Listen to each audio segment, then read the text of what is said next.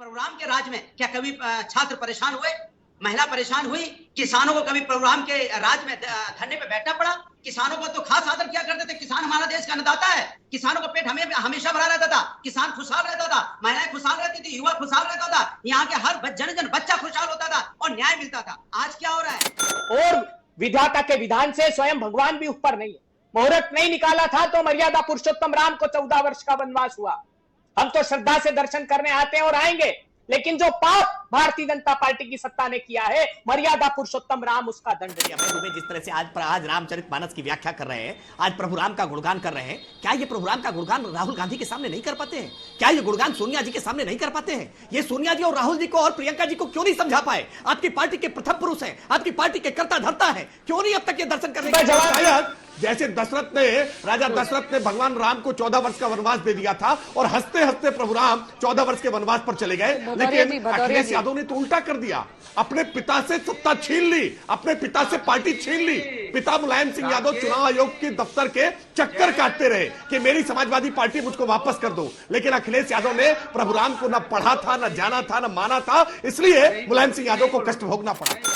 जय श्री राम दोस्तों। पीएम मोदी के अयोध्या आने और रामलला के दर्शन से पूरा इंडी गठबंधन बौखलाया हुआ है। इंडी वाले डरे हुए हैं कि कहीं रामलला से कांग्रेस की दूरी और उनकी अपमान का मुद्दा फिर से ना विपक्ष को बैक फुट पर ले आए। इसी पे जोरदार बहस, जिसमें समाजवादी पार्टी के अनुराग भदौरिया और कांग्रेस के अभय दुबे की बौखलाहट देखने को मिलती है, जिसका जवाब राकेश त्रिपाठी ने जोरदार तरीके से दिया है। इस वीडियो को पूरा देखें। इस चैनल पर पहली बार जो आए हैं, प्लीज इसे सब्सक्राइब जरूर करें। जनता पार्टी है, आपने डिबेट शुरू की तो हमने बोला जय श्री राम। उन्होंने भी प्रभु राम की बात ली, हमारे साथी ने, लेकिन बीजेपी के प्रवक्ता ने राजनीति शुरू कर दी थी। प्रभु राम का नाम ले लेते प्रभु, उसके बाद राजनीतिक बात करते तो अच्छा लगता। इसके मतलब आपके मन में जो है ना राजनीति है, आपके मन में प्रभु राम का सम्मान नहीं है। प्रभु राम का सम्मान होता तो पहले आप मेरे साथ बोलते जय सिया राम, उसके बाद अपनी बात शुरू करते तो लगता क्या प्रभु राम के बारे में आप में आस्था है। आपने छोड़ते ही क्या बोला, आपने राजनीतिक बातें शुरू कर दी, ऐसा हो गया, वैसा हो गया, वैसा हो गया, ऐसा हो गया। अरे प्रभु, ऐसा वैसा छोड़िए, प्रभु राम देख रहे हैं। प्रभु राम के बच्चों के साथ जो उनके आपने अन्याय किया है, प्रभु राम के बच्चों के साथ जो आपने अन्याय किया है, प्रभु राम के बच्चे जो यहाँ से गरीबी में कि उन्होंने आत्महत्याएं की है, प्रभु राम के बच्चे बेरोजगारी में जो आत्महत्याएं की है, प्रभु राम की बच्चियों को जिस तरह से घसीटा गया है, प्रभु राम की बच्चों के साथ जिस तरह से अन्याय मणिपुर में हुआ है, प्रभु राम सब देख रहे हैं। 4 जून को प्रभु राम आपको बताएंगे। प्रभु राम का आशीर्वाद इंडिया गठबंधन के साथ होगा, क्योंकि हम उनके बच्चों की बात करते हैं, प्रभु राम की बात करते हैं। और धर्म मेरे आस्था का विषय है, राजनीतिक विषय नहीं है। ये बार बार हम कहते हैं, हम धर्म के लिए हम धर्म को मानने वाले लोग हैं, हम सनातन को मानने वाले लोग हैं। सनातन में जो है चीजें उसको मानते हैं, सत्य बोलना, लोगों का सम्मान करना, न्याय देना, अन्याय के खिलाफ आवाज उठाना, अन्याय के खिलाफ लड़ना। ये आपने अगर सनातन पढ़ा हो तो आप पढ़िए सनातन को, जानिए प्रभु राम को, जानिए। प्रभु राम अन्याय के खिलाफ खड़े हुए थे, याद होगा आपको, जब रावण का अत्याचार बढ़ा था तो प्रभु राम खड़े हुए थे। आज क्या है, आज देखिए आपके अन्याय के खिलाफ जनता खड़ी है, जनता पूरी खड़ी है। 4 जून को आपको एहसास होगा कि जनता ने क्या आपको किस तरह से आपको धाराशायी कर दिया, जनता किस तरह से वोट के माध्यम से आपको सत्ता से हटा देगी, क्योंकि जनता देख रही है, जनता जनार्दन होती है। कैसी परेशानी आ गई है, अब वो प्रभु राम के नाम पे राजनीति करना चाहते हैं, प्रभु राम के नाम पे वोट मांगना चाहते हैं। अरे भैया, प्रभु राम का सम्मान, प्रभु राम तो सत्य के पुजारी, सत्य की अगर आप बात करते हैं, झूठ बोलना बंद कर दीजिए।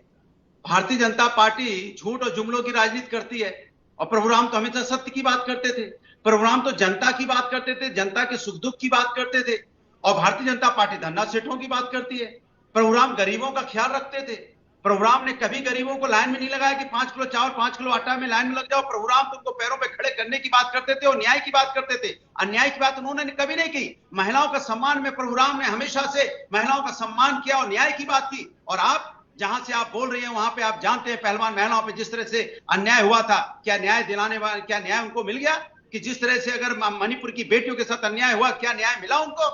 छात्र जो पेपर पर्चा लीक से परेशान है, प्रभु राम के राज में क्या कभी छात्र परेशान हुए, महिला परेशान हुई? किसानों को कभी प्रभु राम के राज में धरने पे बैठना पड़ा? किसानों को तो खास आदर किया करते थे। किसान हमारा देश का अन्नदाता है। किसानों का पेट हमेशा भरा रहता था, किसान खुशहाल रहता था, महिलाएं खुशहाल रहती थी, युवा खुशहाल रहता था, यहाँ के हर जन बच्चा खुशहाल होता था और न्याय मिलता था। आज क्या हो रहा है? किस तरह की घटनाएं आती हैं आपने देखा होगा। अगर इनसे बात करो जनता के मुद्दों पे, तो मुद्दों पे चर्चा करने को तैयार नहीं है। प्रभु तो कण कण में है, प्रभु घर घर में, हर आत्मा में है। प्रभु राम देश के हर मनुष्य प्रभु राम की पूजा करता है। किसका घर है जिसके घर में मंदिर नहीं मिलेगा? हम जानते हैं प्रभु राम हमारे लिए बहुत आदरणीय है, मर्यादा पुरुषोत्तम राम है। लेकिन भारतीय जनता पार्टी, हम धर्म की राजनीति नहीं करते, हम राजनीति में धर्म की बात करते हैं। धर्म हमारे लिए आस्था विषय है, राजनीतिक विषय नहीं है। राजनीतिक पार्टियां को जनता जिताती है कि राजनीतिक पार्टियां जब सत्ता में आएंगी तो जो हमारे विकास की बात करेंगे। देखिए अंजना जी, अनुराग भदौरिया के बचकाने तर्कों का जवाब तो बाद में दो। पहले महत्वपूर्ण है जो अभय दुबे ने कहा है कि अभय दुबे और कांग्रेस पार्टी की सुई अब भी वहीं जाकर के अटकी हुई है कि राम मंदिर का आपने प्राण प्रतिष्ठा आनंद फानंद में कर दिया, बिना तैयारी के कर दिया, बिना मुहूर्त के कर दिया, पूर्ण निर्माण नहीं किया, शंकराचार्यों का अपमान किया। अब भी वही बातें दोहरा रहे।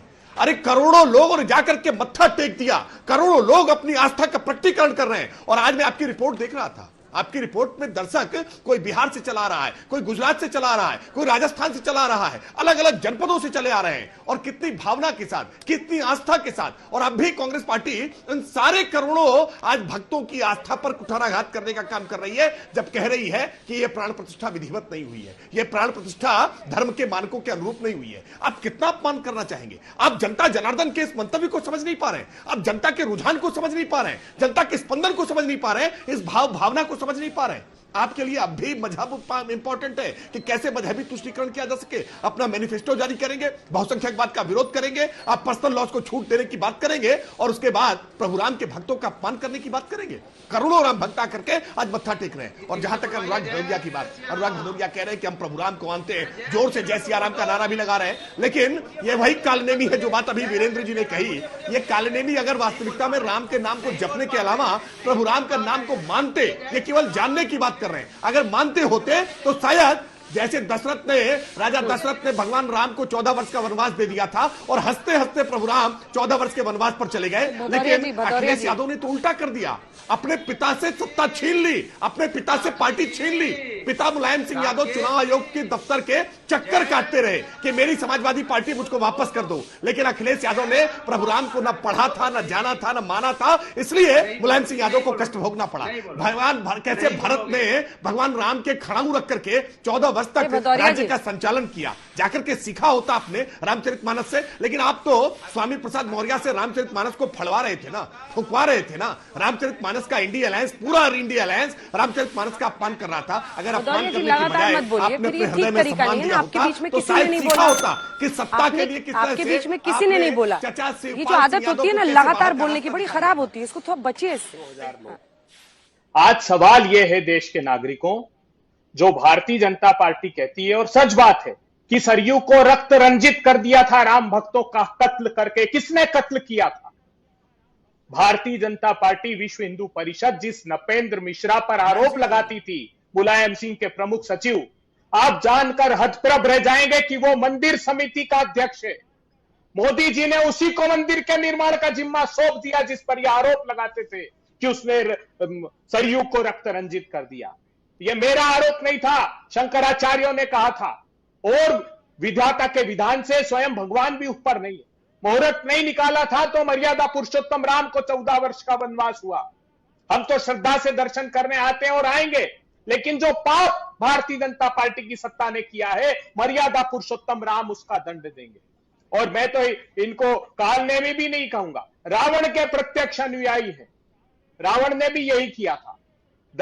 दशरथ से उनके गुरु दोनों धनुधारियों को मांगने आए थे, क्योंकि ताड़का और सुबाहु ने उनके यज्ञ में बाधा पहुंचाना प्रारंभ की। तब रावण ने कहा था, जब सुबाहु और ताड़का को राम जी ने वध कर दिया, तब रावण ने कहा था, जिसने इतने वीरों को मार दिया तो निश्चित ही मैं समझ गया नारायण ने अवतार लिया। जो नारायण अवतारी है तो बेर का नाता जोड़ूंगा।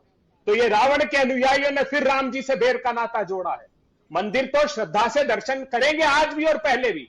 मुहूर्त नहीं निकालने का आरोप आप पर है सत्ता की भूख मिटाने के लिए। अधूरे मंदिर का निर्माण का आरोप आप पर है सत्ता की भूख मिटाने के लिए।